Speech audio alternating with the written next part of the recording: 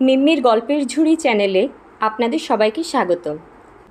শুরু করতে যাচ্ছি প্রখ্যাত কথাসাহিত্যিক হুমায়ুন আহমেদের উপন্যাস বৃষ্টিবিলাস।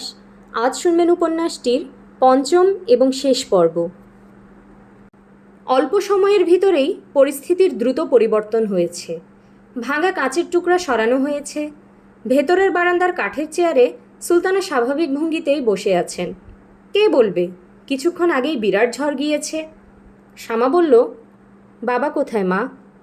সুলতানা বললেন, শুয়ে আছে। রাগ কমেছে? মন্টু ফিরেছে? না। এসা কি করছে? রান্না করছে। তোমার শরীর ঠিক আছে মা? হ্যাঁ। শ্যামা রান্নাঘরে চলে গেল। এসা বোনকে দেখে হাসল, যেন এ বাড়িতে কিছুই হয়নি। শ্যামা বলল, কি রান্না করছিস? মাংস। বাবা আজ বাংলাদেশের সবচেয়ে প্রবীণ গরুর মাংস নিয়ে এসেছেন। 1 ঘন্টার ওপর জাল হয়ে গেছে। যতই জাল হচ্ছে মাংস ততই শক্ত হচ্ছে।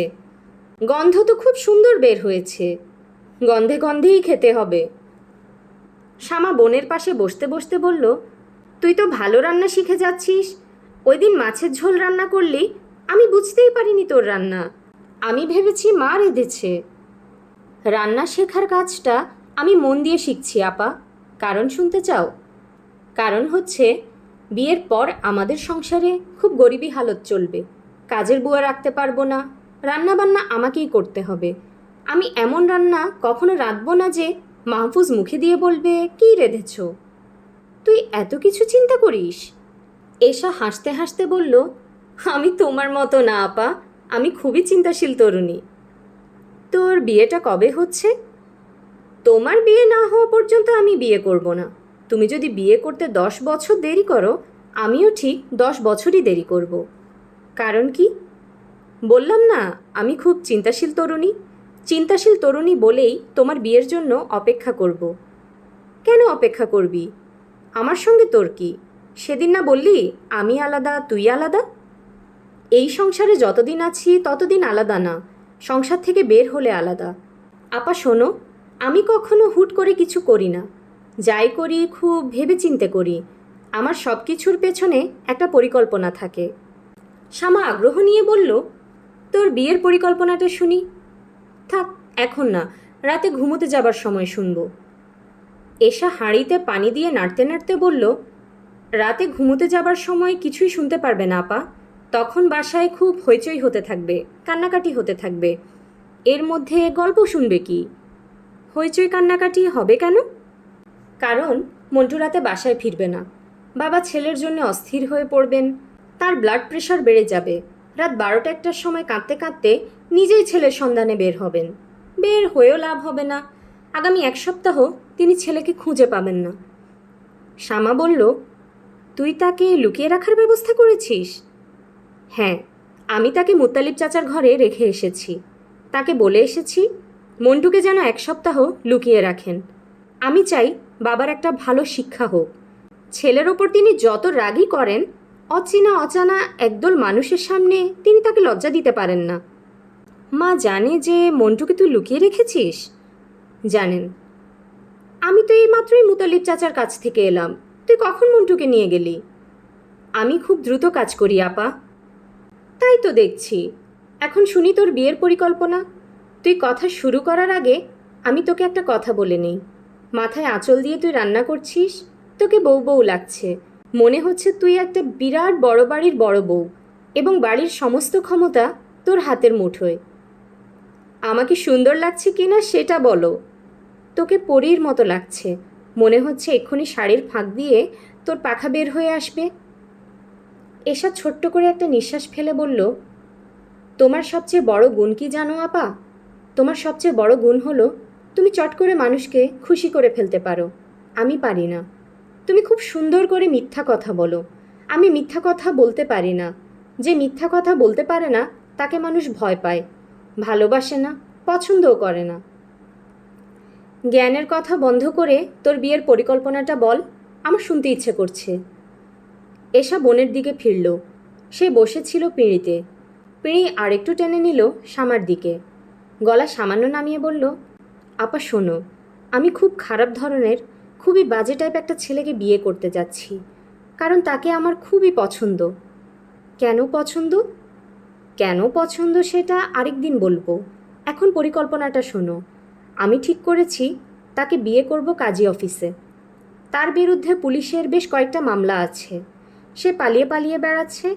আমি ব্যবস্থা করে রাখবো যেন কাজী অফিসে বিয়ের পরপর পুলিশ তার খোঁজ পায়। কাজী অফিস থেকেই পুলিশ তাকে ধরে নিয়ে যায়, যেন পরের 2 বা 3 বছর সে জেল থেকে বের হতে না পারে। বলিস কি? এটা ছাড়া আমার আর কোনো পথ নেই আপা। বিয়ের পরপর সে যদি জেলে চলে যায়, যদি অনেক দিন সে তার স্ত্রীর সঙ্গে দেখা করতে না পারে, তাহলে সে যে কষ্টটা পাবে তার কোনো তুলনা নেই। এই কষ্টটাই তাকে বদলে ফেলবে। বাকি জীবন সে চেষ্টা করবে যেন এক মুহূর্তের জন্যেও আমাকে ছেড়ে থাকতে না হয়। তোর কষ্ট হবে না? আমি ভবিষ্যতের আনন্দটা দেখতে পাচ্ছি তো। আমার কষ্ট হবে না। তোমার বিয়ে না হওয়া পর্যন্ত আমি কেন বিয়ে করতে পারছি না তা বুঝতে পারছো তো? যে পরিবারের একটা মেয়ে এমন একজনকে বিয়ে করে যাকে বিয়ের দিনই পুলিশে ধরে নিয়ে হাজতে ঢুকিয়ে দেয়, সেই পরিবারের মেয়েরা কেমন? সেই পরিবারের অন্য মেয়েদের তো বিয়ে হবার কথা না। বুঝতে পারছো? পারছি। কিছু বলবে? এত হিসাব নিকাশ করে কি সংসার চলে? সংসার তো কোনো অঙ্ক না। কে বলল অঙ্ক না? অঙ্ক তো অবশ্যই জটিল অঙ্ক, তবে খুব জটিল না। আপা, মাংসের লবণটা চেখে দেখো তো লবণ ঠিক হয়েছে কি না। লবণ চাখতে আমার কেন জানি সবসময় ঘেন্না লাগে। রাত 10টার পর থেকে আব্দুর রহমান সাহেব খুব অস্থির হয়ে পড়লেন। একবার বাইরের বারান্দায় গিয়ে দাঁড়ান, একবার রাস্তায় যান, আবার ঘরে ফিরে আসেন। সুলতানা বললেন, খেয়ে নাও, রাত হয়ে গেছে। আব্দুর রহমান সাহেব বললেন, খিদে নেই। সুলতানা বললেন, ছেলেকে নিয়ে চিন্তা করতে হবে না, এসে পড়বে। যাবে কোথায়? আব্দুর রহমান সাহেব চাপা গলায় বললেন, গাধা ছেলে, কোথায় না কোথায় গিয়েছে। রাস্তা হারিয়ে ফেলেছে কি না কে জানে। রাস্তা হারাবে না, চলে আসবে। কি করে বললে চলে আসবে? সব কিছু জেনে বসে আছো? দেখি শার্ট প্যান্ট দাও। শার্ট প্যান্ট দিয়ে কী করবে? ছেলেকে খুঁজে বের করতে হবে না? এত বড় শহরে তুমি কোথায় খুঁজবে? আব্দুর রহমান সাহেব ক্ষিপ্ত গলায় বললেন, আমাকে কি করতে বলো? খাওয়া দাওয়া করে বিছানায় শুয়ে ঘুমিয়ে পড়বো? আমার ছেলে ঘরে ফিরছে না আর আমি বিছানায় শুয়ে থাকবো? তুমি আমার সামনে তাল গাছের মতো দাঁড়িয়ে থাকবে না। যাও, আমার সামনে থেকে যাও। সুলতানা সামাদের ঘরে গেলেন। গলা নিচু করে বললেন, তোর বাবা কাঁদছে, মন্টুকে নিয়ে আয়। এশা বলল, অসম্ভব, 1 সপ্তাহ মন্টুকে লুকিয়ে রাখতে হবে। তোর বাবা কাঁদছে। কাঁদুক, তোমার ইচ্ছা হলে তুমি রুমাল দিয়ে বাবার চোখ মুছিয়ে দাও। 1 সপ্তাহ আমি মন্টুকে লুকিয়ে রাখব। সুলতানা শান্ত গলায় বললেন, মা, এটা তোর সংসার না, এটা আমার সংসার। তোর সংসার তুই তোর মতো করে চালাবি, আমার সংসার আমি দেখব আমার মতন। মানুষটা হাউমাউ করে কাঁদছে। তোরা যত ইচ্ছা তোদের স্বামীদের কাঁদাস, আমি আমার স্বামীকে কাঁদতে দেব না। শ্যামা বলল, মা, তুমি বাবার কাছে যাও, আমি মন্টুকে নিয়ে আসছি। মন্টু বেশ সহজভাবেই কার্পেটে বসে টিভিতে এক্স ফাইল দেখছিল। আজকের পর্বটা দারুণ। টেনশনে মন্টুর শরীর কাঁপছে, পর্দা থেকে চোখ সরাতে পারছে না। শ্যামা যখন বলল, মন্টু বাসায় যা, মন্টু বলল, আপা 15 মিনিট পরে যাই। এক্স ফাইল হচ্ছে? আচ্ছা ঠিক আছে, 15 মিনিট পরেই যা। মুত্তালিব সাহেব নিজের ঘরের খাটে আধশোয়া হয়ে বসে আছেন। শ্যামা ঘরে ঢুকে বলল, চাচা, আপনি কি রাতের খাবার খেয়ে ফেলেছেন? মুত্তালিব সাহেব বললেন, না। আজ একটু দেরি করে খেতে বসবেন, এসা মাংস রান্না করছে, আমি 1 বাটি মাংস দিয়ে যাব। মাংস দিতে হবে না, রাতে আমি কিছু খাই না, 1 গ্লাস দুধ খেয়ে শুয়ে পড়ব। মুখ বাঁকা করে বসে আছেন কেন? হাঁটু ব্যথা করছে? পায়ে গরম তেল মালিশ করে দেই? কিচ্ছু মালিশ করতে হবে না। এরকম করে কথা বলছেন কেন? কী হয়েছে? কিছুই হয়নি। তোকে দেখে কেন জানি বিরক্ত লাগছে। তুই সামনে থেকে যা, যাবার সময় বাতিটা নিভিয়ে দিয়ে যা। একটা টেলিফোন করি চাচা? যা ইচ্ছা কর। শ্যামা বাতি নিভিয়ে চলে গেল। ত্রিনার সঙ্গে কিছুক্ষণ কথা বলবে, তারপর মন্টুকে নিয়ে বাসায় যাবে। মুত্তালিব সাহেব অন্ধকারে হাসলেন। তার মনটা আজ এই মুহূর্তে খুব ভালো। তিনি উকিল ডাকিয়ে উইল করেছেন। উইলে শ্যামা নামের মেয়েটিকে ইহজীবনের সমস্ত সঞ্চয় দিয়ে গিয়েছেন। কাজটা করতে যথেষ্ট ঝামেলা হয়েছে। নিজের কন্যা জীবিত থাকতে অন্য কাউকে বিষয় সম্পত্তি দেয়া যায় না, আইনের জটিলতা আছে। উকিল সাহেবকে আইনের জটিলতা থেকে পথ বের করতে হয়েছে। শেষ পর্যন্ত পথ বের করা গেছে।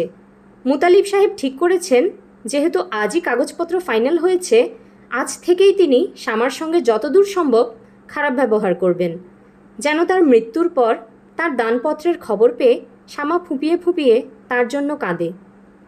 তিনি পিঠে ক্রস দেওয়া একজন মানুষ। তার মৃত্যুর পর কেউ কাঁদবে না, এই বিষয়টি তাকে খুব কষ্ট দিত। আজ তিনি জানেন কেউ কাঁদবে না, এটা ঠিক না। একটা মেয়ে কাঁদবে, ফুঁপিয়ে ফুঁপিয়ে কাঁদবে। মুতালিব সাহেবের চোখে হঠাৎ পানি এসে গেল। ত্রিনা খলবল করে বলল, শ্যামা, তুই আমাকে চাইনিজ খাওয়াবি কিনা বল। চাইনিজ খাওয়াবার মতো কিছু ঘটেছে? হ্যাঁ ঘটেছে। কবে চাইনিজ খাওয়াবি? কথায় কথায় চাইনিজ খাওয়াবার মতো অবস্থা কি আমার আছে? টাকা ধার কর, চাচার থেকে টাকা ধার নে। শোন, তোর জন্য কি করেছি। আমার ট্রিক্স 100 ভাগ কাজ করেছে। মিস্টার হুক্কা অ্যান্ড হিজ ফ্যামিলিকে পুরোপুরি কবজা করে ফেলেছি। ওই দিন যদি তোর ব্যাগে মিস্টার হুক্কার চশমা না রাখতাম তাহলে এটা পারতাম না। হুক্কা ফ্যামিলি গোপনে তোদের সব খবরাখবর নিয়েছে। হুক্কার মাতা একদিন কলেজে গিয়ে তোকে দেখেও এসেছে। তোর কি মনে পড়ছে, হাবাগোপা টাইপের এক মহিলা একদিন কলেজে এলেন? তাকে দেখে আরে চাচি আম্মা আপনি বলে খুব আহ্লাদি করলাম। উনিই হচ্ছেন হুক্কা মাতা। এখন ওরা আগামী বৃহস্পতিবার সন্ধ্যায় তোদের বাড়িতে ফর্মাল প্রস্তাব নিয়ে যাবেন। বুঝলি কিছু? বুঝলাম।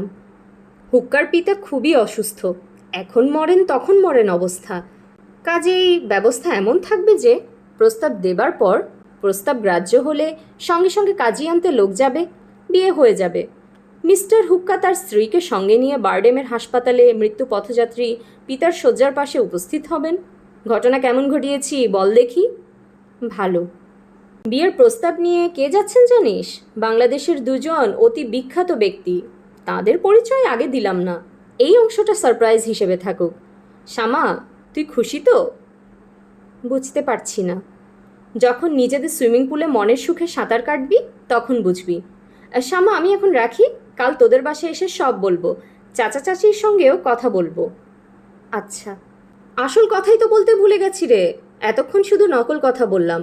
আসল কথা হলো, আগামীকাল দুপুরে তুই আমার সঙ্গে চাইনিজ খাবি। ওই ভদ্রলোক থাকবেন? হ্যাঁ থাকবেন। যার সঙ্গে বিয়ে হচ্ছে তাকে একটু বাজিয়ে নিবি না? সামান্য লাউ কেনার সময়ও তো মানুষ লাউয়ে চিমটি কেটে দেখে, টোকা দিয়ে দেখে। তুই টোকা দিবি না? আচ্ছা। এরকম শুকনো গলায় কথা বলছিস কেন? তোর উচিত আনন্দে লাফানো। আমি তোর জন্য কি করলাম এটা তুই এখন বুঝতে পারবি না, 10 বছর পর বুঝবি। মনে থাকে যেন, আগামীকাল দুপুর। তোর কোনো সাদা শাড়ি আছে? সাদা শিফন? না। আচ্ছা, সাদা শাড়ি আমি নিয়ে আসব। মেয়েদের সবচেয়ে মানায় ধবধবে সাদা শাড়িতে। আমাদের দেশের মেয়েরা সাদা শাড়ি পরে না, কারণ সাদা বিধবাদের রং। তুই পরবি ধবধবে সাদা রং, গলায় থাকবে মুক্তার মালা, ছোটে গাঢ় করে লাল লিপস্টিক দিবি, সাদার ভেতর থেকে লাল রং লাফ দিয়ে বের হবে। তোর কি মুক্তার মালা আছে? না। অসুবিধা নেই, আমি জোগাড় করব। শ্যামা টেলিফোন নামিয়ে কিছুক্ষণ চুপচাপ দাঁড়িয়ে রইল। তারপর আতাউরের নাম্বারে ডায়াল ঘোরালো। একজন মহিলা ধরলেন, নরম গলায় বললেন, তুমি কে? শ্যামা বলল, আমার নাম এশা, আমি আতাউর ভাইয়ের সঙ্গে একটু কথা বলতে চাচ্ছিলাম। ও অসুস্থ, ওকে তো দেয়া যাবে না। কি হয়েছে? ও অসুস্থ। এই বলেই মহিলা টেলিফোন রেখে দিলেন। শ্যামা মূর্তির মতো দাঁড়িয়ে রইল। তার কাছে মনে হচ্ছে বাড়িটা কাঁপছে, সে এক্ষুনি পড়ে যাবে। আশফাকুর রহমান নীল ব্লেজার পরেছেন। এই গরমে কেউ ব্লেজার পরে না, তিনি পরেছেন। তাকে দেখে মনে হচ্ছে ব্লেজার ছাড়া অন্য কিছু পরলে তাকে মানাতো না। শ্যামার কাছে মনে হলো বিয়েবাড়িতে ভদ্রলোককে একরকম দেখাচ্ছিল, আজ অন্যরকম দেখাচ্ছে। বিয়েবাড়িতে তার মধ্যে ছেলে মানুষই ভাব ছিল, আজ নেই। আশফাকুর রহমান ত্রিনার দিকে তাকিয়ে বললেন, তুমি না বললে তোমরা 6 জন বান্ধবী একসঙ্গে থাকবে? ত্রিনা বলল, 6 জন না, 7 জন। মীরার বিয়েতে আমাদের একজন যেতে পারেনি, সেও আজ থাকবে। তবে তারা সবাই আসবে 1 ঘন্টা পর। শুরুতে থাকবো আমরা 3 জন। ও আচ্ছা, আপনি শ্যামার কাছে ক্ষমা চাইবেন বলেছিলেন, চেয়েছিলেন? না, ওনার সঙ্গে পরে আর দেখা হয়নি। এই তো দেখা হলো, ক্ষমাটা চেয়ে নিন। ক্ষমা প্রার্থনা দৃশ্য দিয়ে আজকের টোকাটুকি খেলা শুরু হোক। টোকাটুকি খেলা মানে? টোকাটুকি খেলা আপনি বুঝবেন না। আমরা বান্ধবীরা অনেক সাংকেতিক ভাষা ব্যবহার করি। কই, ক্ষমা প্রার্থনা শুরু করুন। শ্যামাকে অবাক করে দিয়ে ভদ্রলোক উঠে দাঁড়ালেন। মঞ্চে বক্তৃতা দেওয়ার ভঙ্গিতে কথা বলা শুরু করলেন। ক্ষমা প্রার্থনা নিয়ে তৃণা মজা করছিল। ভদ্রলোককে দেখে মনে হচ্ছে তিনি মজা করছেন না। বিয়েবাড়ির ওই রাতের ঘটনার জন্য আমি খুবই লজ্জিত। আপনাকে অপ্রস্তুত করার জন্য আপনার বান্ধবীরা যে এই কাণ্ডটা করবে তা আমার মাথাতেও আসেনি। আমি যে কী পরিমাণ লজ্জা পেয়েছি তা শুধু আমিই জানি। শ্যামা বলল, লজ্জা পাবার মতন এমন কিছু আপনি করেননি। আপনি দাঁড়িয়ে থাকবেন না, বসুন। ভদ্রলোক বসলেন। তৃণা বলল, শ্যামা, এখন তোকে খুব জরুরি একটা কথা বলছি, মন দিয়ে শোন। আশফাকুর রহমান সাহেবের বাবা খুব অসুস্থ। বেশিরভাগ সময়ে তাকে অক্সিজেন দিয়ে রাখতে হচ্ছে। তিনি তার একমাত্র ছেলের একটা গতি হয়েছে এটা দেখে যেতে চান।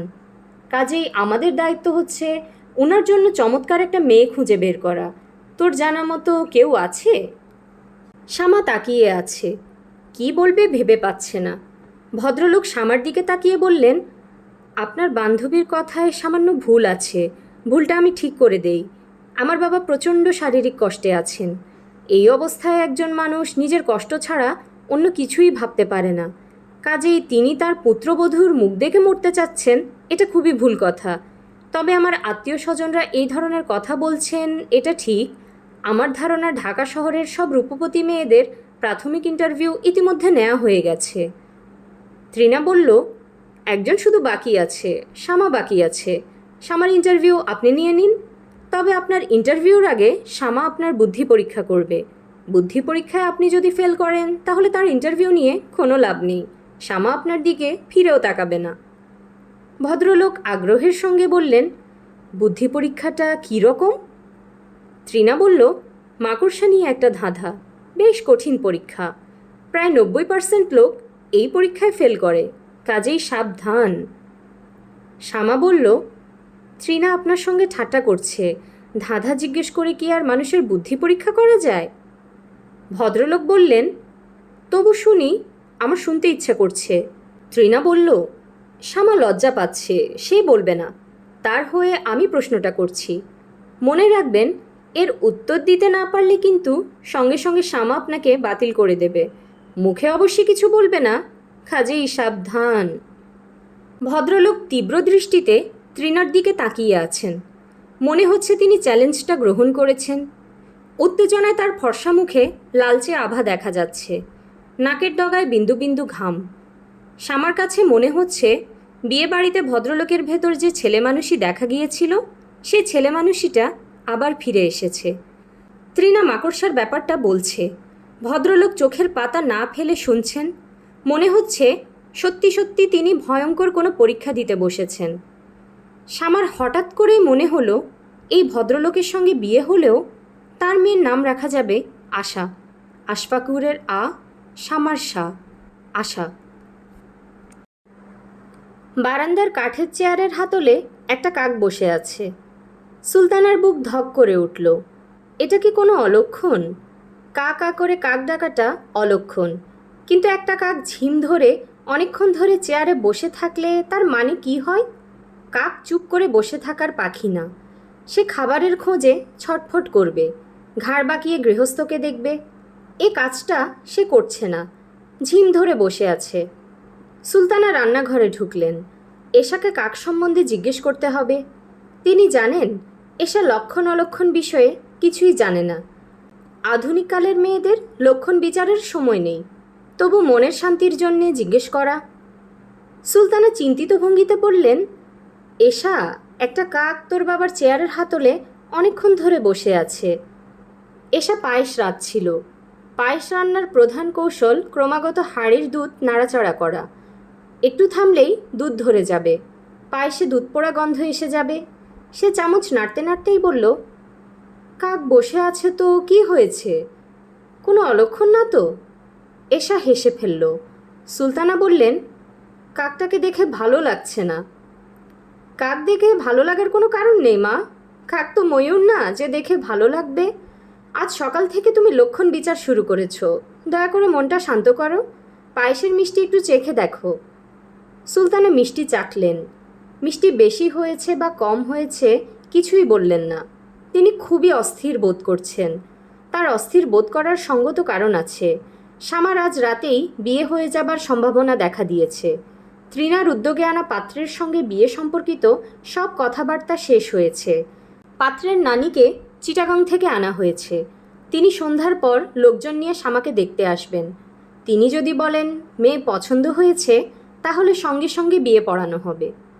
আব্দুর রহমান সাহেবকে কাজী এনে রাখার কথা বলা হয়েছে। তার নিকট আত্মীয় স্বজনকেও খবর দিয়ে রাখতে বলা হয়েছে। আব্দুর রহমান সাহেব বলেছেন, আমি সব খবর দিয়ে রাখলাম, কাজী নিয়ে আসলাম, আর ছেলের নানি বললেন মেয়ে পছন্দ হয়নি। তখন এতে পাত্রের মামা ব্যারিস্টার ইমরুল হক হাইকোর্টে প্র্যাকটিস করেন। খুবই বিরক্ত গলায় বললেন, ছেলের নানি এ ধরনের কথা বলবেন না। আমরা সব ঠিকঠাক করে তবেই উনাকে আনিয়েছি। উনি আমাদের সবার মুরব্বী, এই জন্যই উনাকে সামনে রাখা। আপনি কি আমাদের কথায় ভরসা পাচ্ছেন না? আব্দুর রহমান সাহেব বিব্রত গলায় বললেন, কেন ভরসা পাবো না? অবশ্যই ভরসা পাচ্ছি। ভরসা না পাবার তো কিছু নেই। সমস্যা থাকলে বলুন, কাজে আমরা নিয়ে আসব। আপনাদের কিছু করতে হবে না। না না, কোনো সমস্যা নেই। আমরা তাড়াহুড়ো করছি কারণ ছেলের বাবা অসুস্থ, বারডেমে আছেন, যে কোনো মুহূর্তে এক্সপায়ার করতে পারেন। উনি যেন ছেলের বউ দেখে যেতে পারেন, সেই ব্যবস্থা। বুঝতে পারছেন? জি পারছি। আপনাকে দেখে খুবই চিন্তিত মনে হচ্ছে। আপনি কি চিন্তিত? জি না, চিন্তিত না। শুধু শুধু চিন্তিত হব কেন? আব্দুর রহমান সাহেব মুখে বললেন, শুধু শুধু চিন্তিত হব কেন? আসলে তিনি খুবই চিন্তিত বোধ করছেন। এত বড় ঘরে তার মতো সাধারণ মানুষের সম্পর্ক করাটা ঠিক হচ্ছে কি না বুঝতে পারছেন না। তার চেয়েও অনেক বেশি চিন্তিত সুলতানা। সুলতানার চিন্তার প্রধান কারণ, আজ সন্ধ্যার আগে যদি ছেলের বাবা মারা যায়, তাহলে তো আজ বিয়ে হবে না, এবং অবশ্যই পাত্রপক্ষ পিছিয়ে পড়বে। তাদের মধ্যে কেউ না কেউ বলবে মেয়ে অলক্ষণা।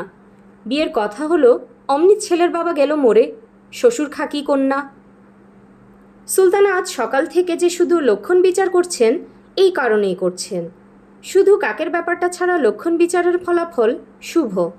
অনেক দিন বৃষ্টি হচ্ছে না। আজ সকাল থেকেই আকাশ মেঘে মেঘে কালো। আকাশের ভাব দেখে মনে হয় যে কোনো সময় বৃষ্টি শুরু হবে। বিয়ের দিন বৃষ্টি শুভ। বিয়ের দিন এশাকে দিয়ে পায়েস রান্না বসিয়েছেন। এর মধ্যেও সুলতানার একটা গোপন পরীক্ষা আছে।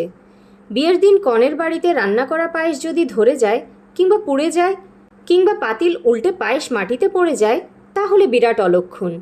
এশার রান্না করা পায়েস খুব ভালো হয়েছে, এটা একটা ভরসার কথা। সুলতানা এক বাটি পায়েস এনে শামার ঘরে ঢুকলেন। শামা খুব মনোযোগ দিয়ে পায়ের নখ কাটছিল।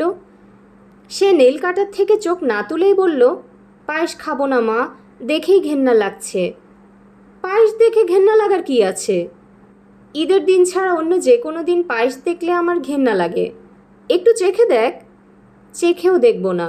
আজ আমার বিয়ের দিন। অন্তত আজকের দিন আমাকে দিয়ে জোর করে কিছু করাবে না। তোর বান্ধবীরা তো কেউ এখনো এলো না। সবাই আসবে। এখন তো মাত্র সকাল 10টা বাজে। এত টেনশন করছো কেন মা? শান্ত হয়ে একটু আমার পাশে বসো তো। সুলতানা বসলেন। শামা নখ কাটা বন্ধ রেখে মায়ের দিকে তাকিয়ে বলল, মা, তুমি আমাকে একটা পরামর্শ দাও তো। কী পরামর্শ? খাতাউর সাহেব বিষয়ক একটা পরামর্শ। সুলতানা ক্ষীণ স্বরে বললেন, ওর কথা আসছে কেন? শামা বলল, ওর কথা আসছে কারণ ওরা আমাকে 1001 টাকা এবং একটা আংটি দিয়ে গিয়েছিল। আমার মনে হচ্ছে আজই ওইসব ওদের ফেরত দেওয়া উচিত। আমি বাড়িওয়ালা চাচাকে বলে রেখেছি, উনি তার গাড়িটা আমাকে 3 ঘন্টার জন্য দিয়েছেন। আমি মন্টুকে নিয়ে বের হব, 2-একটা টুকটাক শপিং করব, তারপর খাতাউর সাহেবের বোনের বাসায় গিয়ে তার বোনের হাতে জিনিসগুলি দিয়ে আসব। তোমার দুশ্চিন্তাগ্রস্ত হবার কোনো কারণ নেই। খাতাউর সাহেবের সঙ্গে আমার দেখা হবে না, কারণ উনি খুবই অসুস্থ। ছাদের চিলেকোঠার ঘরে তাকে বেশ কিছুদিন হলো তালা বন্ধ করে রাখা হচ্ছে। তুই এত খবর কোথায় পেলি? মাঝে মাঝে আমি ওই বাসায় টেলিফোন করি। কেন? মানুষটার অসুখটা কমলো কি না এটা জানার জন্য টেলিফোন করি। এই মানুষটা তো আমার স্বামীও হয়ে যেতে পারতো না? এখন আমাকে অনুমতি দাও, আমি আংটি ফেরত দিয়ে আসি। সুলতানা চিন্তিত গলায় বললেন, তোকে যেতে হবে কেন? আংটি ফেরত দিতে হলে তোর বাবা গিয়ে ফেরত দিয়ে আসবে। শ্যামা শান্ত স্বরে বলল, আংটি তো তারা বাবাকে দেয়নি, আমাকে দিয়েছে, কাজেই আংটি আমাকেই ফেরত দিতে হবে। সুলতানা বললেন, তুই আমার পরামর্শ চেয়েছিলি, আমার পরামর্শ হলো তুই যাবি না। শ্যামা বিছানা থেকে নামল, বুকশেলফ থেকে একটা বই বের করল। বইয়ের মাঝখানে রাখা একটা চিঠি বের করে মার দিকে বাড়িয়ে দিয়ে বলল, তুমি চিঠিটা পড়ো, তারপর আমাকে বলো আমার যাওয়া উচিত হবে কি হবে না। কার চিঠি? খাতাউর সাহেবের চিঠি। সে আবার কবে চিঠি লিখল? তিনি অসুস্থ হবার আগে চিঠিটা লিখেছেন। সুলতানা নিচু গলায় বললেন, আমি তো কিছুই বুঝতে পারছি না, সে চিঠি লিখবে কেন? তুই কি এই চিঠির জবাব দিয়েছিস নাকি? শ্যামা বলল, এত কথা বলছো কেন মা? চিঠিটা তুমি আগে পড়ো তো। সুলতানা চিঠি পড়ছেন। চিঠি পড়তে গিয়ে তার হাত কাঁপছে। শ্যামা, তোমার কাছে এই চিঠি লিখতে খুব অস্বস্তি লাগছে, খানিকটা লজ্জাও লাগছে।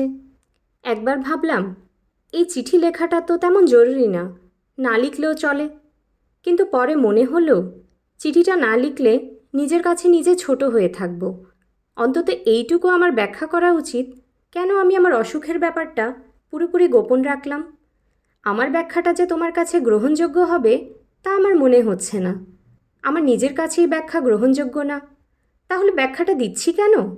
মানুষের স্বভাব হচ্ছে খুব বড় ধরনের ভুল করলেও ভুলটা কেন করলো তার একটা ব্যাখ্যা সে নিজে দাঁড় করায়। যতটা না অন্যের জন্য, তার চেয়ে বেশি নিজের জন্য। মূল কথা না বলে অন্য গীত গাইছি, তোমার নিশ্চয়ই খুব বিরক্ত লাগছে। একটু ধৈর্য ধরো, এক্ষুনি আমার সব কথা বলা হয়ে যাবে। আমার ছেলেবেলার একটা গল্প বলবো। গল্পটা শেষ হওয়া মানেই আমার সব কথা শেষ হওয়া।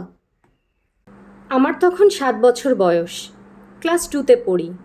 জন্ম থেকেই অসুখ বিসুখ আমার লেগেই আছে। 2 দিন পর পর জ্বরে পড়ি, ঠান্ডা লাগলেই সর্দি কাশি।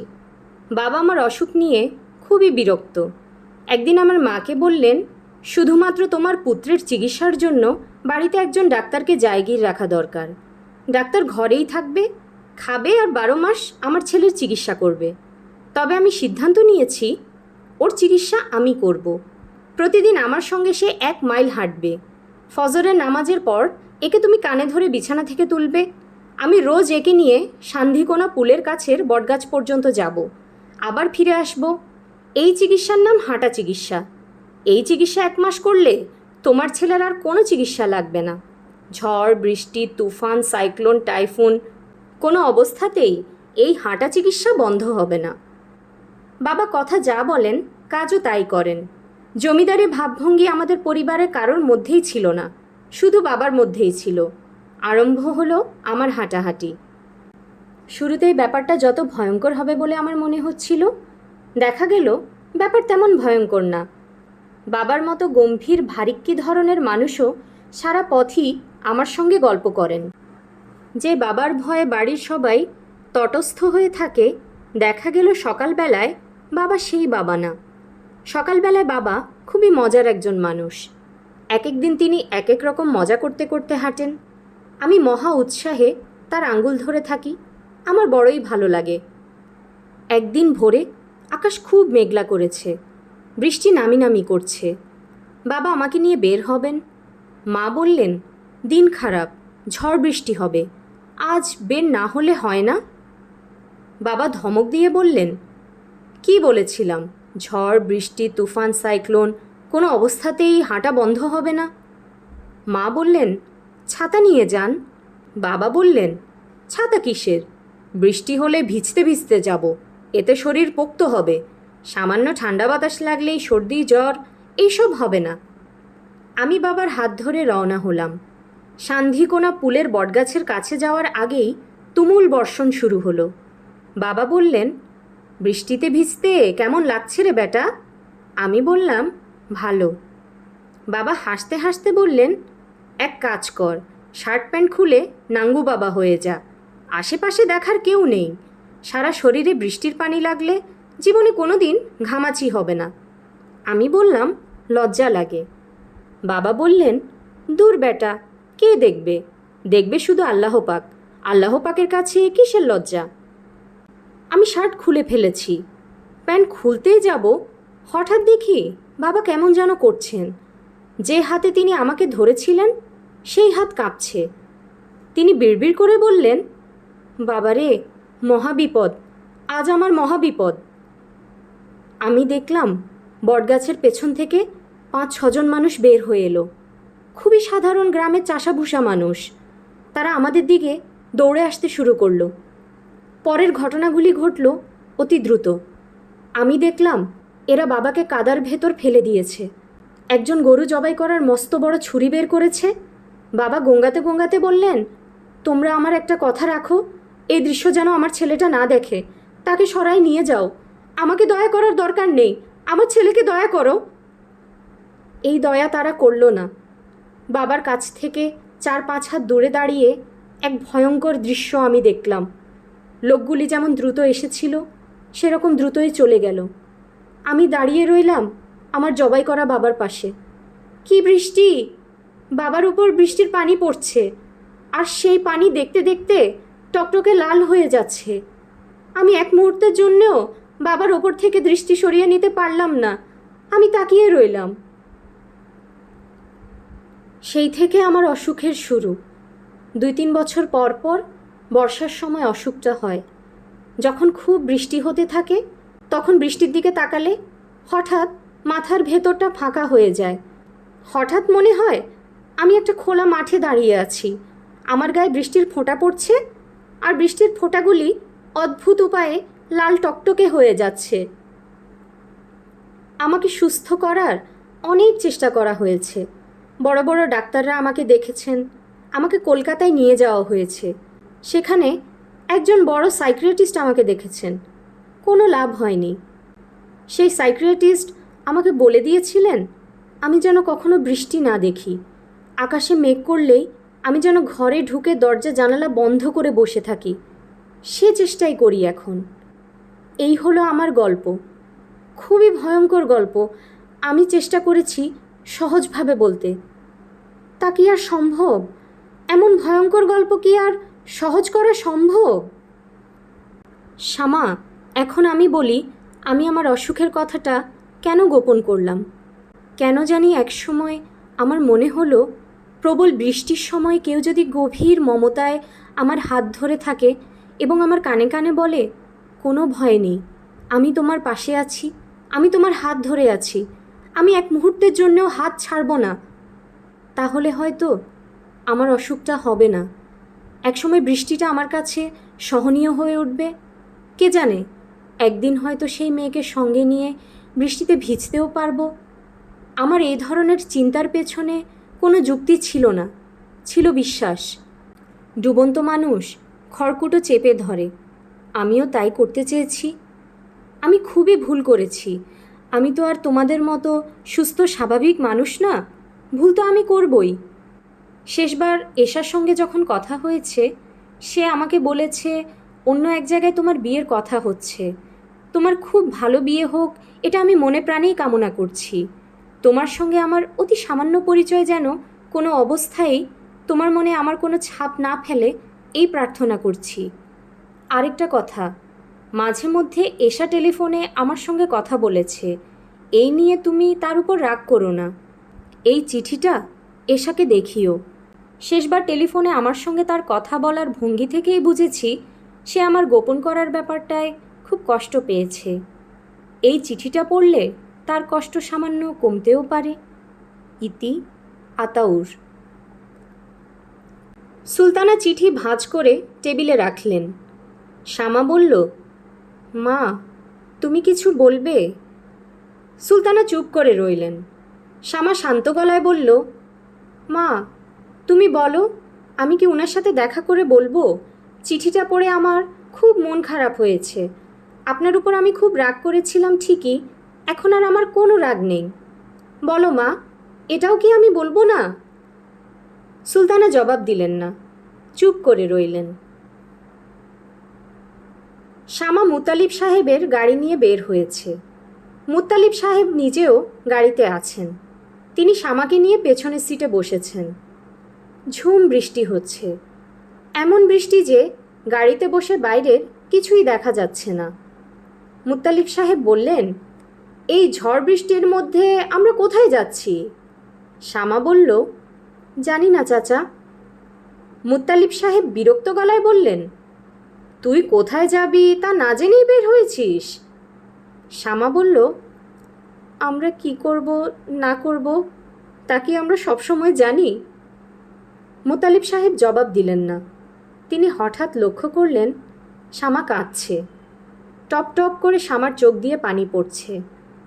শামা বলল, চাচা, আমি গাড়ির কাজটা নামিয়ে দেই। মুত্তালিব সাহেব বললেন, ভিজে যাবি তো। চাচা, আজ আমার ভিজতে ইচ্ছে করছে। মুত্তালিব সাহেব নরম গলায় বললেন, তোর যা করতে ইচ্ছে করে তুই কর, আমি আছি তোর সঙ্গে। মারে, তুই কাঁদছিস কেন? শামা জবাব দিল না। সে জানালার কাঁচ নামিয়ে মুগ্ধ হয়ে বৃষ্টি দেখছে। সে কি করবে? সে কি গাড়িতে করে খানিকক্ষণ ঘুরে বাসায় ফিরে যাবে? যে মানুষটা মাকড়সার ধাঁধার জবাব ঠিকঠাক দিতে পেরেছিল তার সঙ্গে জীবন শুরু করবে? নাকি আতাউর নামের মানুষটার কাছে উপস্থিত হয়ে বলবে, হ্যালো মিস্টার, আসুন তো, আমার সঙ্গে বৃষ্টি দেখবেন। আজ আমরা বৃষ্টি বিলাস করব, কোনো ভয় নেই। আমি সারাক্ষণ আপনার হাত ধরে রাখব, এক মুহূর্তের জন্যেও ছাড়ব না। কি করবে শামা? শামা কাঁদছে। শাড়ির আঁচলে সে চোখ মুছছে। কোনো বড় সিদ্ধান্ত সে নিয়েছে। মস্ত বড় কোনো সিদ্ধান্ত নেবার আগে আগে মেয়েদের চোখে সব সময় পানি আসে। শুনছিলেন প্রখ্যাত কথা সাহিত্যিক হুমায়ুন আহমেদের উপন্যাস বৃষ্টিবিলাস। আজ শেষ হয়ে গেল উপন্যাসটির পঞ্চম এবং শেষ পর্ব। পরবর্তী গল্প এবং উপন্যাসগুলো শোনার জন্য কাইন্ডলি চ্যানেলটি সাবস্ক্রাইব করবেন এবং গল্প পাঠ ভালো লাগলে লাইক এবং শেয়ার দিয়ে পাশে থাকবেন। ধন্যবাদ।